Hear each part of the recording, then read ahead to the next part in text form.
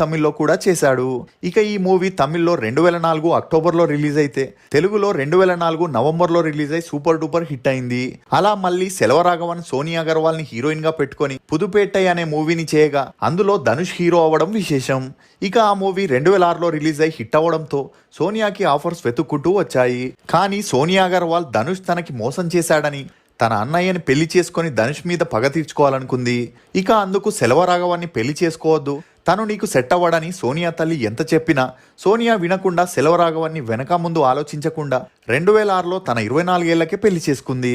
ఇక ఆ పెళ్లి తర్వాత సినిమాల్లో యాక్ట్ చేయకూడదనే కండిషన్ మీద అతన్ని పెళ్లి చేసుకున్నందువలన సోనియా సినిమాలకి ఫుల్ స్టాప్ పెట్టేసి ఫ్యామిలీ లైఫ్ని ఎంజాయ్ చేయాలనుకుంది. మొదట్లో అన్నీ బాగానే సాగినప్పటికీ లేడీస్ మ్యాన్ అయిన సెల్వరాఘవన్ తన మూవీలో యాక్ట్ చేసే ప్రతి హీరోయిన్స్తోనూ తన కింద పనిచేసే ఫీమేల్ అసిస్టెంట్ డైరెక్టర్స్తోనూ ఎఫ్ఐఆర్ పెట్టుకునే విషయం తెలిసి సోనియాకి సెల్వరాఘవన్కి మనస్పర్ధాలు మొదలయ్యాయి.